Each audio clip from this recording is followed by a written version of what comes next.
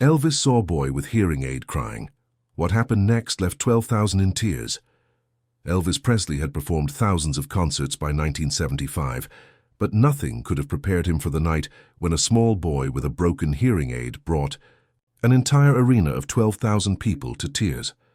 It all began in the middle of what should have been an ordinary Las Vegas show, filled with laughter, music, and joy. But as so often happened in Elvis's life, the most extraordinary moments came not from the songs themselves, but from the human connections that rose unexpectedly from the crowd. This story is about a boy who thought he would never truly hear Elvis sing, and about the moment when the king of rock and roll showed the world that compassion was more powerful than any spotlight. The concert had started like any other. The International Hotel was buzzing with excitement. Families, couples, and lifelong fans filled every seat. When the orchestra struck the opening notes of C.C. Rider, the energy surged like electricity through the room. Elvis, dressed in his iconic white jumpsuit studded with rhinestones, strode onto the stage with a confidence that was half performance and half gift to the people who adored him.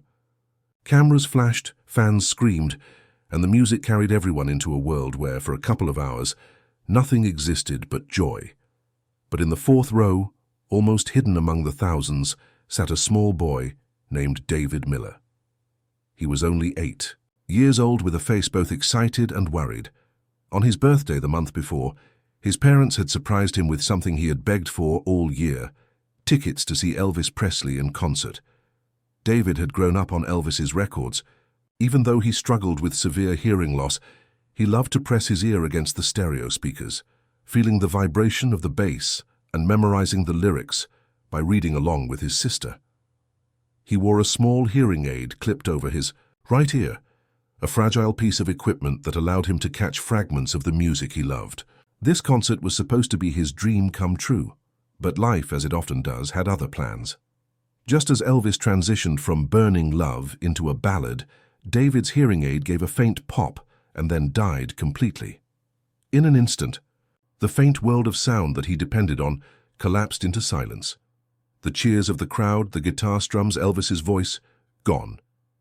The boy blinked rapidly, trying to adjust the little device, but nothing worked. Panic set in. He tugged at his mother's sleeve, tears rolling down his cheeks. "I can't hear, Mama," he whispered, though to him the words sounded hollow. His dream night was crumbling before it had even begun. At that very moment, Elvis noticed something unusual. He had trained himself to scan the crowd, to read faces, to sense when someone needed more than a song. And in the middle of the roaring audience, he saw one small boy crying.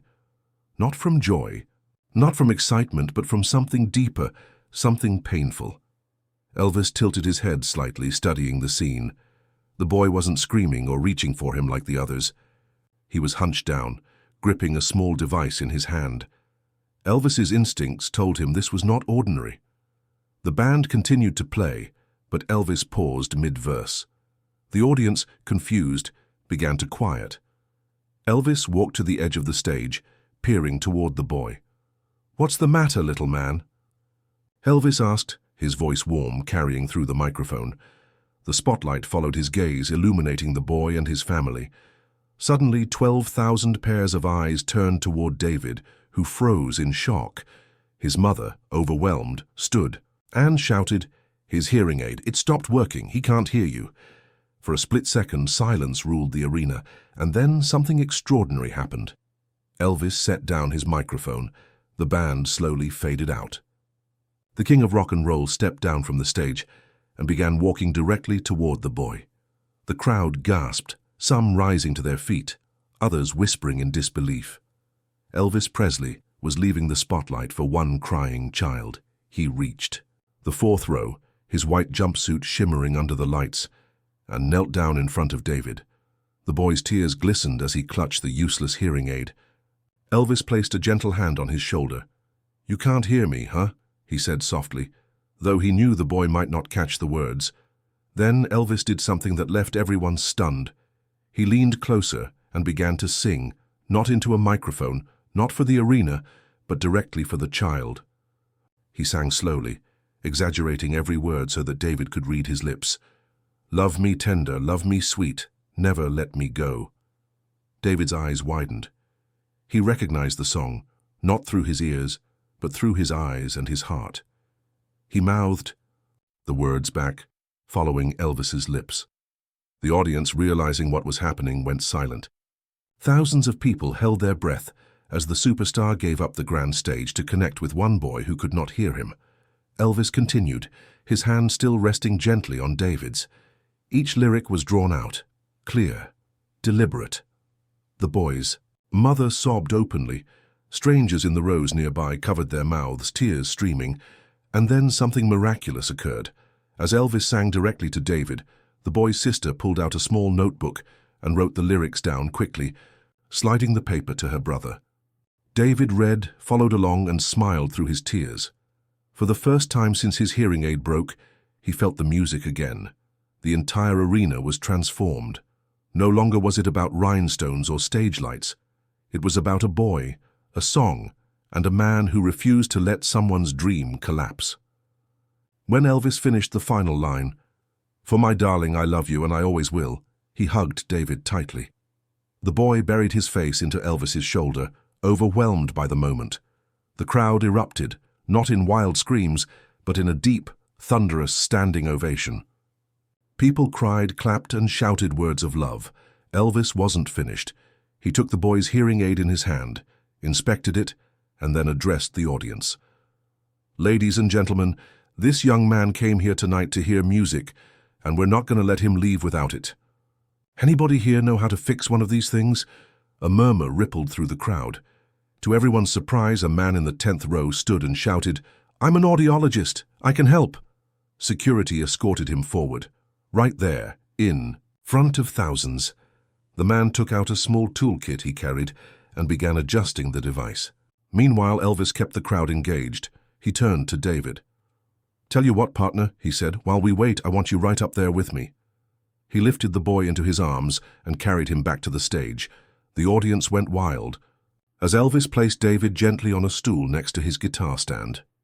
For the next 20 minutes, Elvis sang as though the entire concert was only for David. He leaned close for every chorus, making sure the boy could read his lips, patting his shoulder between songs. The audience was part of something historic, something intimate.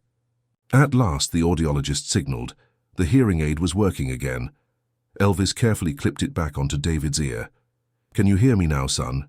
he asked. David nodded slowly, then broke into the biggest smile of his life. The crowd cheered, a roar of joy filling the arena. Elvis grinned, wiping a tear from his own eye.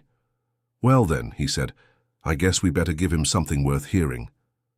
He launched into "Can't Help Falling in Love," his voice richer, more emotional than ever. And this time, David heard every note. By the time the concert ended, the story of the boy with the hearing aid had already begun spreading through Las Vegas. Fans told reporters. Newspapers picked it up. Headlines called it, "The Night Elvis Sang for One Child." But for the 12,000 tons, who were there? No words could capture the magic of what they had witnessed. They hadn't just seen a concert. They had seen compassion in action. After the show, Elvis invited David and his family backstage. He knelt again to eye level and said, "Don't ever let anyone tell you music isn't for you. You carry it right here." He tapped the boy's chest. "And nobody can take that away." He handed David a silk scarf from the show, and more importantly, his personal promise, "Anytime you want to come back, you're my guest. You hear me?" David, still clutching the scarf, nodded vigorously. It was the happiest night of his life. Years later, David would tell interviewers that he became a music teacher, inspired by the night Elvis stopped everything for him. "He didn't just sing for me," David said. "He made me believe I belonged in the world of music, even if I couldn't hear it like everyone else." The scarf Elvis gave him remained framed above his piano, a reminder that sometimes the greatest gift is not sound, but love, and that night remains one of the most unforgettable examples of why Elvis Presley was more than a performer. He was a man who understood that in the middle of glitter and fame, one child's tears were more important than 12,000 tickets sold. For the king of rock and roll, the greatest performance of all was kindness. So when you hear the story of Elvis Presley, Don't just remember the gold records and the screaming fans. Remember the boy with the hearing aid. Remember the night when the music stopped, the crowd went silent, and one man knelt down to remind us all that compassion. Here's the loudest song of all.